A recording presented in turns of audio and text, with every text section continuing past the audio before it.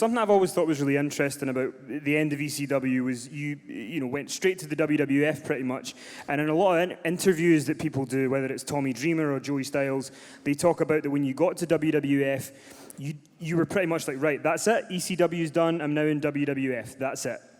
And a lot of people probably took a lot longer to get rid of that and kind of move on than you seem to. And then 4 months into it, they're creating an ECW storyline with the McMahons. How difficult was that for you, and how did you deal with trying to go to WWF, sort of start your career there with them, and sort of forget about the 7 years that was just, must have consumed you every day, every night, all the time?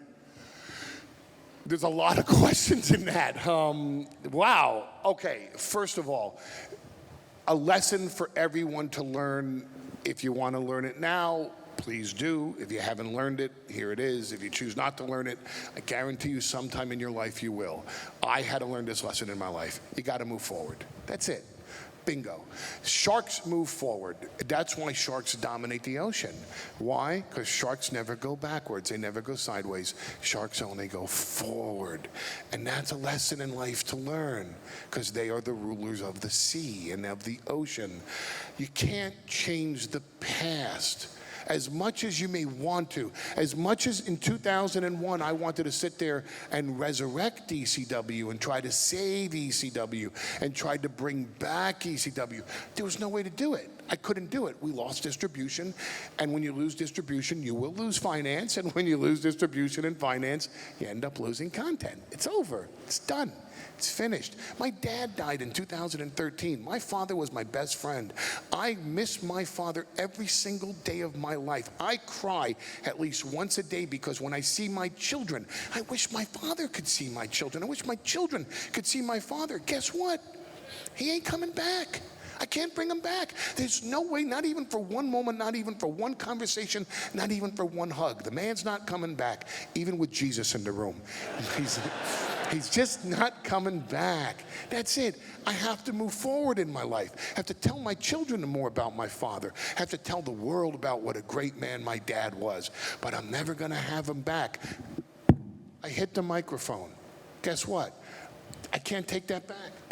I hit it again. Now, I can endeavor never to hit a microphone again, but I can't take back the fact that I hit the microphone twice. This applies in life. Ladies and gentlemen, in 2001, ECW went out of business. It's a shame. It's the It broke my heart. It tore me up. And yet the next morning, I still woke up and I had to deal with the world. So what do?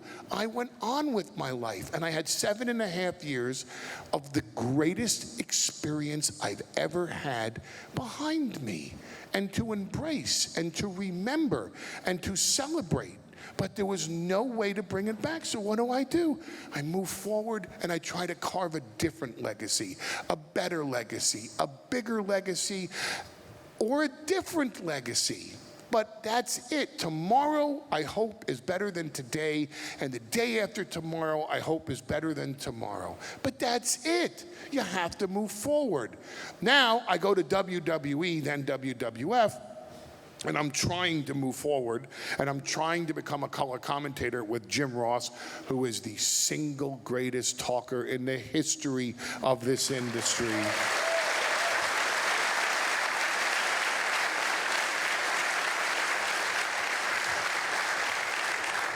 And they bring in the WCW invasion.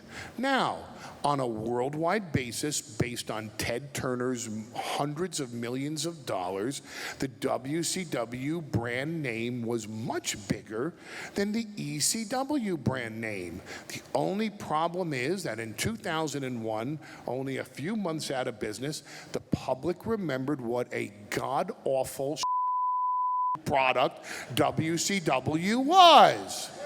Please repeat that to Eric Bischoff when you see him.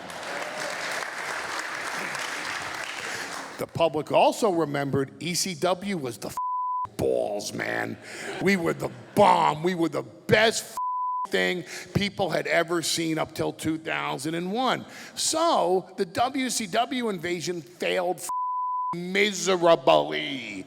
What did they do? Let's tag in ECW. So I had been trying to get guys in ECW a job. I wanted to bring in Tommy Dreamer. I wanted to bring in Joey Styles. I wanted to bring in, Taz was already there. I wanted to bring in Rob Van Dam. Hey, Rob Van Dam. Okay. I wanted to bring in Sabu. I kind of thought about bringing in New Jack, but there were an awful lot of white people in WWE for him to stab. I wanted to bring in the Sandman at least, so maybe I get his music to play, at least one time, and everybody can experience that and see what the ECW experience was about. I wanted to bring in Kid Cash. I wanted to bring in Tajiri. I wanted to bring in Spike Dudley. I wanted to bring in Super Crazy. A lot of people I wanted to bring in from ECW. So when they came to me and they said, we're going to do this ECW and add ECW to WCW, and the alliance idea, but still, let's bring in ECW. At least I realized there are a lot of people that I could now get in that I wasn't able to get in before, and that was very intriguing to me, because even if the alliance didn't make it, WWE fans would get their taste of Rob Van Dam, or maybe Sabu, or Joey Styles, or Tommy Dreamer, or the Sandman, or any of these people that truly deserve to play on a global platform. How could you not believe in Steve Austin? How could you not believe in Mick Foley? How could you not believe in Tommy Dreamer? How could you not believe in Taz? How could you not believe in the Public Enemy? How could you not believe in Joey Styles? How could you not believe that the Sandman can captivate an audience simply by standing in the middle of a crowd while his music is playing and the audience is singing his song and he's smashing a beer can into his head and bleeding before the match ever even begins? And he's willing to do that for you, to make you go home and say, hey man, did you go to the ECW show?